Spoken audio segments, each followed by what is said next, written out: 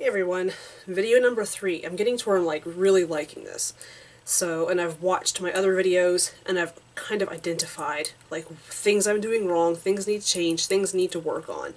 So, let's hope this is a little better. But anyway, this is another DIY video. Hopefully you enjoyed the necklace tree video that I made last night. If you haven't watched it, then watch it, and oh yeah, subscribe also. But this video is about this jacket right here. This is my, I don't really know if it's punk rock or if it's metal or if it's goth or what it is necessarily, how you would identify this. But either way, I made this jacket.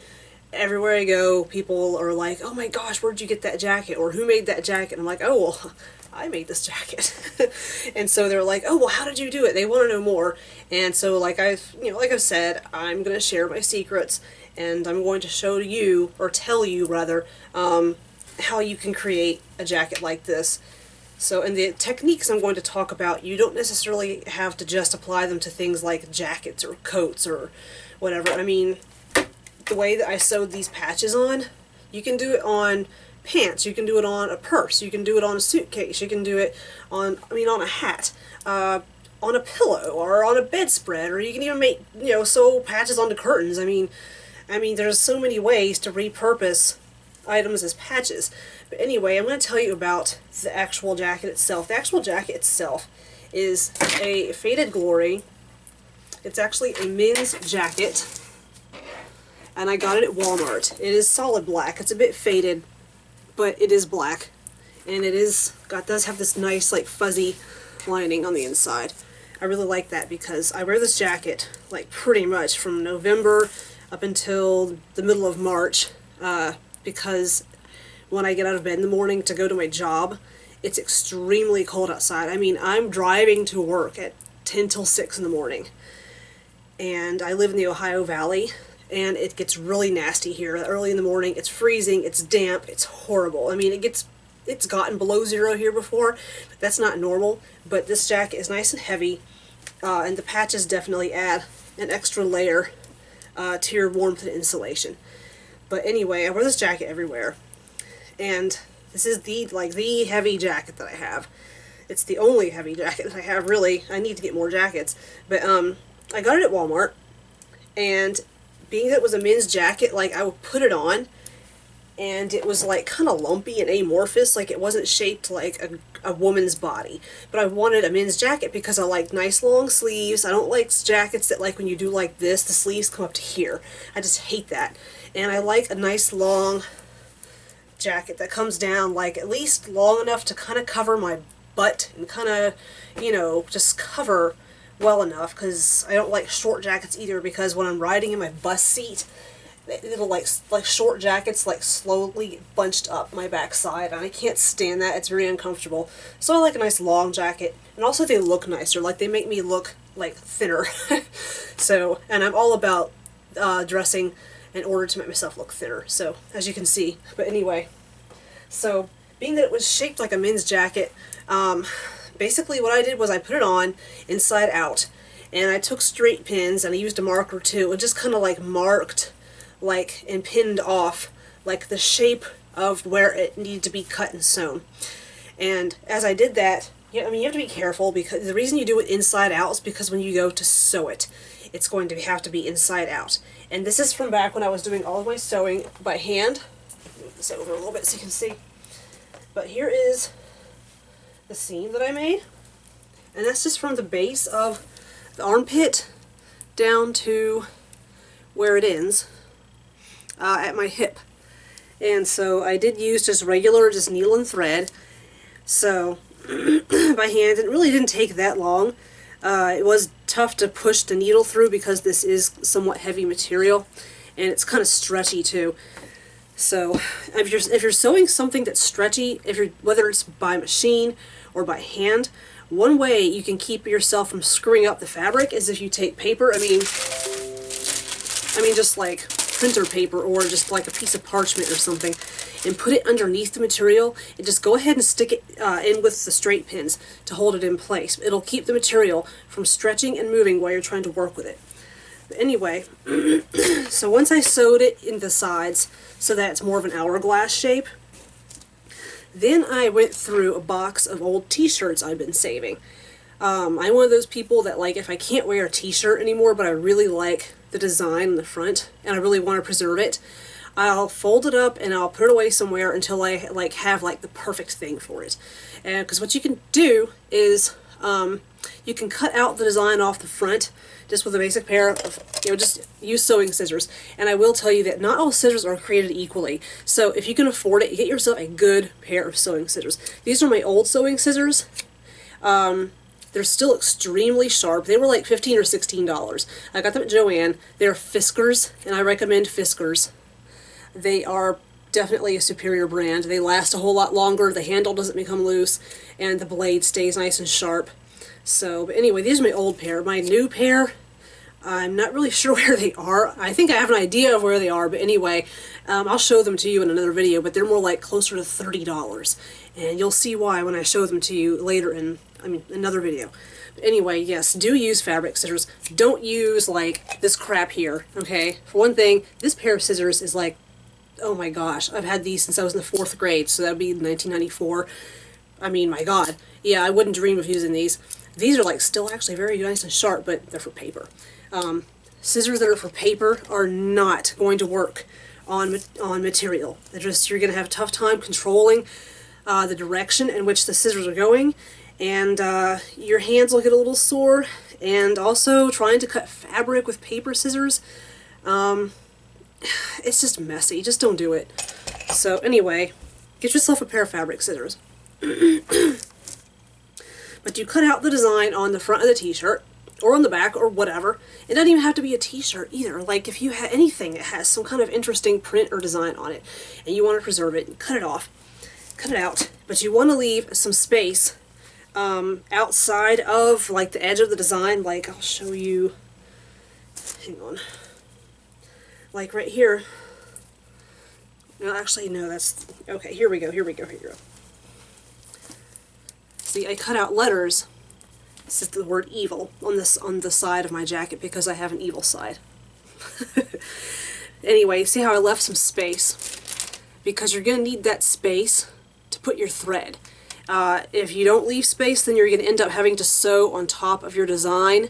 And also, if you have a black background and you're, like, okay, if your patch is going to be a contrasting color to the background, and you don't leave that little bit of space, then it's, or you do leave that little bit of space, it'll show up a little better. If it's not contrasting and you don't leave that space, then you're going to end up sewing on top of your print on your patch, and it's just not going to stand out as well. So,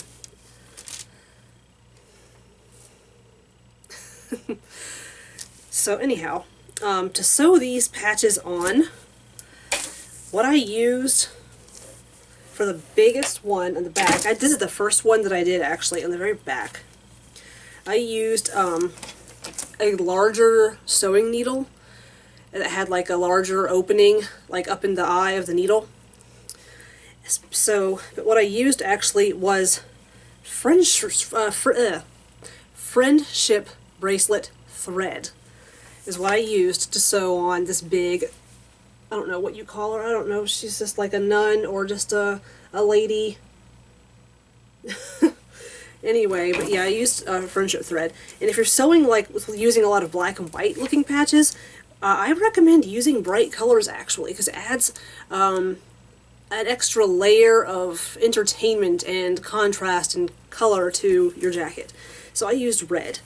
I mean, you don't have to, but that's just, I mean, you can just, silver, I think would be really cool to use silver, actually. I've always wanted to try something like this with silver thread, so I'll have to be thinking of something so I can make a video about it. And so I'll put these patches on, and if you notice how this is a square-shaped patch, but it's not square with the back of the jacket. I wanted it to be crooked. I made it crooked on purpose just to add, like I said, another, make it a little more entertaining, a little more interesting, more flair. And so, but anyway, this is from a t-shirt that I ordered off of Vampire Freaks, and the first time I washed it and dried it, it shrank.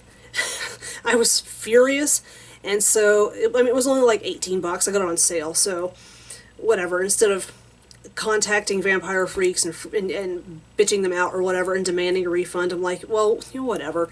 Just let it go.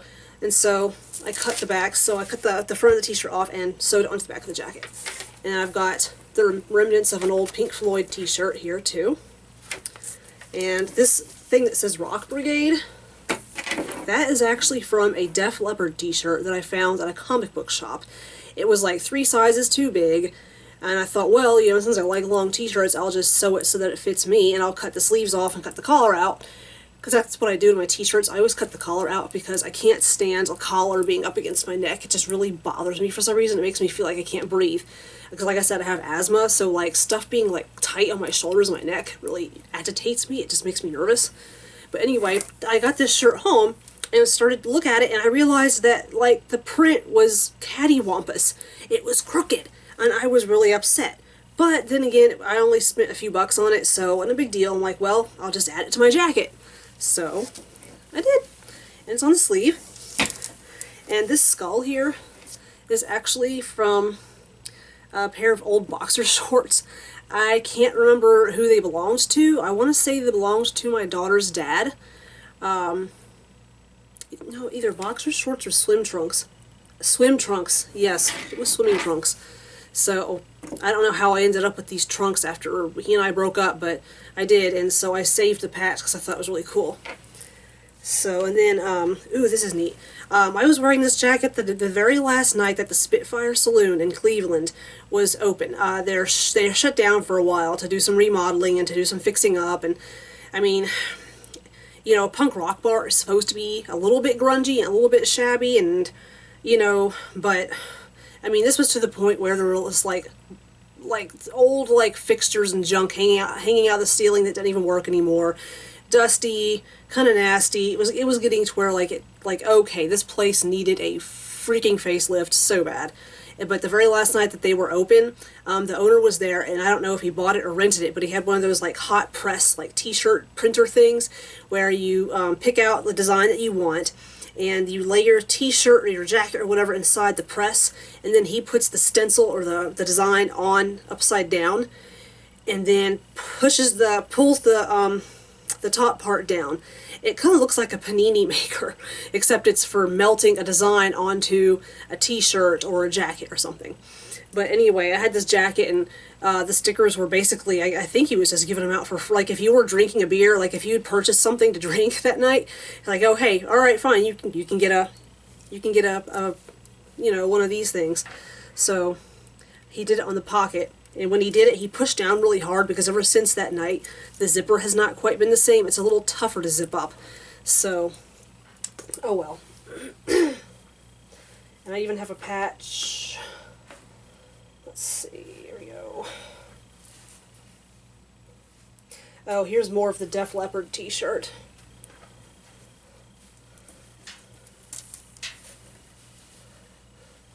There's more of the Def Leppard t-shirt, and there's a heart, because I wear my heart on my sleeve. And then, oh, a Motley Crue t-shirt, yes. Motley Crue. This I got from 80stees.com, and basically I ordered it. I wore it for like 2 weeks. You know, washed it, dried it. It didn't shrink or anything, but I started noticing that like the hem in the back of the butt, like the bottom of the shirt in the back, was coming loose, and there was thread coming out of it, and coming out of it, and coming out of it, and so I'm like, well, alright, I can't fix it. I didn't feel like fixing it, because I just, at the time I thought, well, whatever, so I just folded it up and threw it aside, and then I decided to cut out the design and to sew it onto the front of my jacket, so, because I wanted something for the front, and I thought of the t-shirt, and I'm like, oh, well, you know, that's a really good way to use up that t-shirt, so I did. So, and these little metal studs, actually, these came off of a belt that I used to have, and you can actually get these at craft stores. Sometimes they have the little, I mean, they're falling out anyway, so I'll just take one out and show it to you. Hang on. But yeah, they've got these little prongy, toothy doodads those little things in the back, and like they are actually very sharp, especially on the more high quality studs. They are very sharp. They will stick you and make you bleed, actually. That happened to me. It hurt, and it took a little while to heal up too, because it actually did go kind of deep. And I'm wondering if maybe I should have just gone to the immediate care center and gotten a tetanus shot, but I didn't. But hopefully I'm not gonna like die in a year or something. Anyway, so yeah, but I mean, like the old belt, like even though I couldn't wear it anymore, I saved it because of the studs, and so I'm glad I did, because now I've got like, and it basically have this, it's a long, huge belt too, like an endless supply of these middle metal studs. So anyway, and I'm going to put the jacket on so you can see me in it.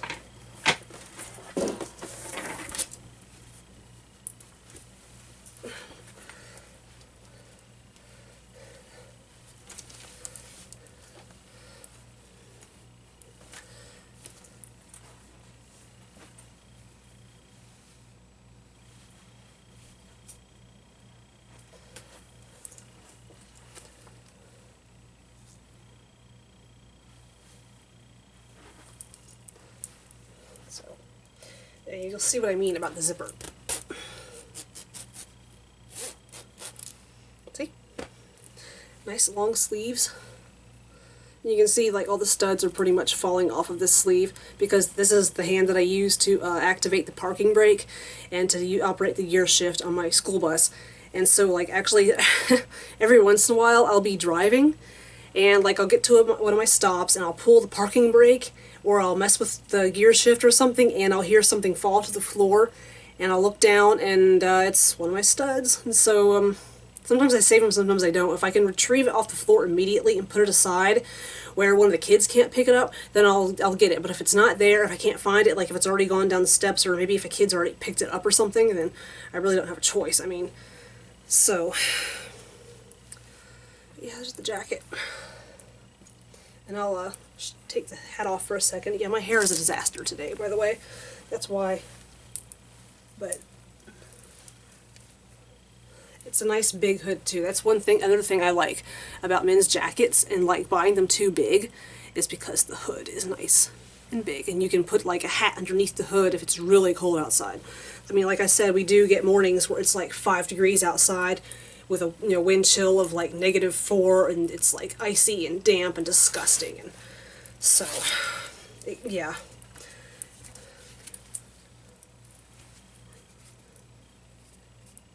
Here we go. I'm gonna take the jacket off because I'm wearing like 100 layers of clothing and I don't want to melt. Very hot. Hot, hot, hot. So that was the jacket.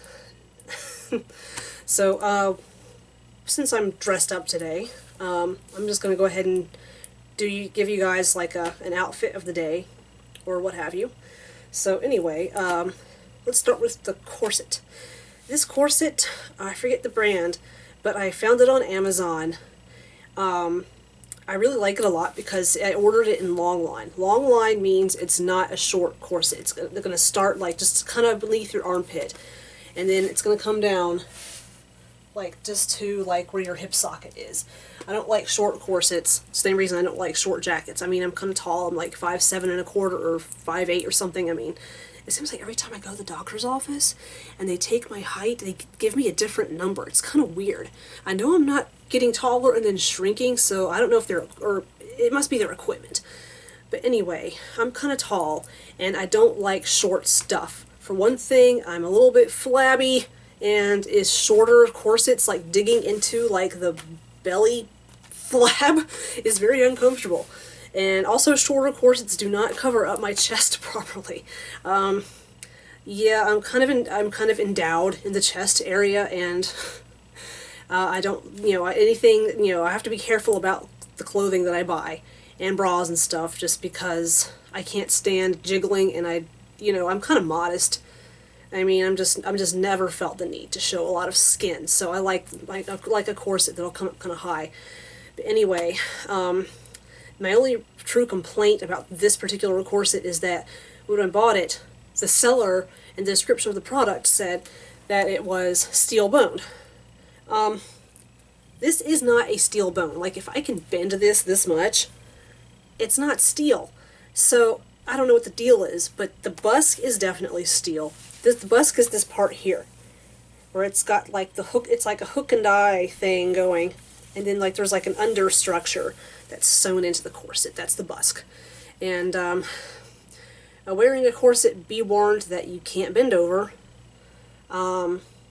If you're gonna, you're getting ready in the morning and you're gonna wear a corset like all day as part of your outfit, I suggest doing things like going to the bathroom and brushing your teeth and getting your, do anything that entails bending over ahead of time before you put the corset on. Otherwise you're gonna have a real tough time. Like this morning I put on the corset and got my shoes on, got my clothes on, put the corset on. And I had to get my mom actually to tie it off. Like, I got it nice and tight where I wanted it, and then she tied it off for me. But I go upstairs and I bend over to get my toothbrush and stuff, and my pills and everything out of the cabinet, and I couldn't bend over. I was like, I couldn't bend over, so I had to squat. So, yeah.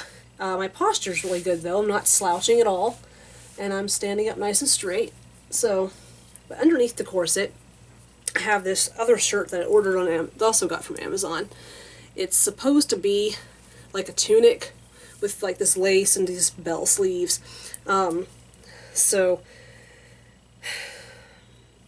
it's very, very long. It's like long enough to where it could be worn as a dress. In fact, this is the bottom of that shirt right here. So anyway, and underneath that shirt actually is a racer back dress that I cut to look kind of like Halloween-y and Elvira-y. Let me show you this real quick. Get this to point down. Oh. Oh, come on, don't do this to me. Okay, I think that's got it. But yeah, you can see, I'm gonna lift up the shirt part for you. You can see I like kind of, it's cut it. I just hate that these ends are curling up. Anyway, I'm sorry I'm rambling. But it was like a long, like a summer dress. It's knit, it's stretchy. And so I bought it, and I wanted it short, so I cut it like just above my knee, and then cut these little jagged, like little toothy spots in it. So, and that's underneath this, because this is not long enough on the sides to really cover everything up. Like I said, I'm modest. I don't like to show things off if I can avoid it. So anyway, the top hat, I'm just going to sit down. I'll show you the boots too, actually. The boots, they're not really, technically not Goth boots. I mean, I don't know. I didn't order them like off of a Goth site or anything. But I've actually found these at Target. And I got them because they have all these like little cool zippery things on them. So they're good enough for me. I'll get a nice pair of Goth boots when I really have the money. So, oh, and the tights, I can't remember where I got those. Probably Walmart or someplace. The top hat I've had for a while, actually. I went into a Halloween store because I needed a top hat just real quick I just wanted to wear one to work, the day before, after Halloween. And I bought the top hat at the Halloween Express and wore it to work with a Goth outfit the next day because it was Halloween. And the kids absolutely loved it. They're like, oh my gosh, Miss Michelle, you look so cool. And like, it just made me feel really warm and fuzzy. And I was like, you know what, buying this top hat and deciding to go through with dressing Goth at work was one of the best decisions I ever made. So, the top hat. The jewelry, can't remember where I got it. Oh, actually, this is really cool. Actually, I do know where I got this. There's a lady who sells her wares at, Louisville Visceral Night. It's like the Goth night at a local club that we have. Oh gosh, what's the club called? I forget what it's called. It's actually, I think it's actually a gay bar, but they have like a back room where they have Goth night or whatever. Like I think once a week, or maybe not even that often. I think it's just like the first Saturday of every month or something. But she sells her wares. This is real leather, and like she actually made this. This is really cool. So. It was not cheap. It was like 30 bucks, but I think it's well worth it, so. Let's see, the earrings. I got these at the Goodwill. I cannot stress enough, like, how awesome the Goodwill is if you just want to come up with goth outfits, like on a budget. You can find all kinds of cool stuff, like, you know, long jackets, skirts, and vests, and blouses, tights even. Sometimes you can find like tights and leggings at the Goodwill that haven't even been worn. Or you can find like old like bras and stuff. And bras can be fun to work with, because one thing that you can do with them actually is like attach fabric on them and around them and just create like a kind of a tunic or like something flowing that you can wear a corset over top of, just so that basically what you're doing is you're creating something that, you know, that makes sense to go underneath of a corset. I mean, there are so many things you can do with old bras, pretty much anything that has elastic too. And, you know, if you go back to like the section where they've got like the pillowcases and bedspreads and curtains and stuff, you'll also find like stuff that has lace on it, or just in general, just cool fabric that you can make stuff out of. I mean, there's so many things you can do with, you can take something that does not look goth at all, and you can do things like add studs to it, add patches to it, add like, you know, like like crisscross, like cross stitch areas, kind of like Catwoman's costume in Batman Returns. I thought that was so cool how they did her costume. How it was like the black pleather and it had like the white crisscross stitches all over it. Remember that? Yeah. But anyway, I mean, you can add ribbon to it. You can like cut little holes and put eyelets and create like a corset back on something, or you can add like a ruffled lace. I mean, it's kind of endless. Or you can like sew like little flowers, like these like little artificial flowers. You can get like strands, like rows of artificial flowers, like at Joann Fabrics, and you can take the little flowers and kind of stick them on. You could even spray paint. You can, I mean, I could go on and on. I mean, I'm gonna make so many videos showing everybody how to do this stuff. It's been a while since I've spray painted anything, but it is something that is very easy to do and it's cheap to do, and the results can be amazing, and it allows you for so much artistic freedom. So yes, shop at the Goodwill. If you're wanting to go goth on a budget, shop at the Goodwill, shop at the DAV, the Salvation Army, even Walmart of all places. I mean, you can go like, you know, into, you know, either the men's or the women's. And yeah, the men's always has cool t-shirts, the women's has cool t-shirts. So it doesn't matter what size you are, because if you have a needle and thread, there's nothing you can't accomplish, really. And hey, guys, if you want to go goth on a budget, you know, hey, sometimes, you know, sometimes, like the feminine look can add a really incredible gothic element to a man's outfit. Like, so don't be afraid to shop in the women's department, and women, don't be afraid to shop in the men's. I mean, that's where I get a lot of, I mean, go to either one. I mean, both have really cool stuff, relatively cheap, like Walmart or, you know, your like Ross or places like that. So, I mean, just because you're, you know, typical like soccer moms and preppy people and, you know, golf club types go into those stores doesn't mean that you can't go in there. You know, I mean, and don't be afraid to go in there. Like, I mean, they're there to like sell you stuff and wait on you. They're working. They, you know, you're not going to get kicked out for going into these stores dressed goth. I mean, it's just bad for their business. It's bad customer service. So go into those places and shop. I mean, you don't have to shop at the mall. You don't have to buy like these super expensive items. Like every once in a while, like I'll be browsing Facebook or kind of just browsing on Amazon, and I'll see like this really awesome goth outfit or freak outfit, but it's like $400 for the whole getup, and I'm like, that's just absurd. That's more than like my take-home pay for 2 weeks. I mean, that's just insane. Like, who can spend that much money? I'm sure somebody can somewhere, and you know, your disposable income, it's your right to do whatever you want with it, but hey, I mean, like, I'm just saying, you know, if you're on a budget, don't be afraid to go into these bargain stores that aren't necessarily goth stores or whatever, because you'd be amazed at what you can find. So, pardon me. Okay, I'm done ranting. And I'm going to fix my camera back like it was.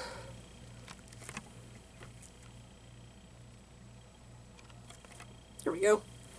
How's that? Okay, that's good. So, oh, the necklaces. I forgot my necklaces. This was a strand of ribbon, and the little studs. I bought those at Joann and just punched them on and put them through. and it has the little thing in the back. That's the clasp. If I can find it. I thought it was in the back. Here we go. It's like one of those little plastic buckle thingies, see? But there's a closer look at the necklace. And it's a sparkly ribbon too. And it was actually in the clearance bin, and so I got a real steal. I bought like 6 rolls of that stuff, and I've already used them all. I wish I hadn't done that, but and here's the clippy thing, the clasp. You can buy these. These actually come like in a bag, like, you know, they come like 10 or 11 of them in a bag, I think. I don't know. But I still have some someplace. But they're actually for those paracord bracelets. That's what they're actually for. But you don't have to use them for that. I mean, you know, you can buy these clasps and findings at the craft store and use them for whatever the fuck you want. I mean, buckles too. So, but I just basically I used a stud actually to connect. You know, you feed the ribbon through, and I got it so there was just enough space to put one stud, and I pushed the stud through, and that's what's holding that in place. No sewing. Real easy. Real easy. And I love this necklace too. Like, I'm like a huge, like, 90s goth type of person, but I mean, I draw elements from, you know, pretty much everywhere. I mean, I think every genre or subgenre of the goth culture has something about it that I think is just so beautiful and really cool. And so, I mean, I don't think there's such a thing as, like, the ultimate, perfect, defined, you know, goth or whatever. I mean, I do not like elitism at all. I think elitism is kind of a form of evil. You know, elitism and prejudice absolutely undermine the spirit of the alternative community, period. So, yeah, you know, you don't have to be like one specific type of goth in order to be considered goth. You know, you don't even have to wear black to be considered goth. I mean, especially these days, like, the scene has changed so much, you know, and so many people just want to put it down and go, oh, look at that little kid over there with her raccoon striped hair and her pink shirt and her, and her, you know, black jeans and her little Vans sneakers. Who does she think she is? She calls herself goth. She's not goth. I'm like, you know, if she identifies as goth and that's how she wants to identify herself, shut the fuck up, leave her alone. Who the fuck are you to criticize her? Doesn't matter. You should, you know, be walking over there and offering her some kind of encouragement and support rather than putting her down.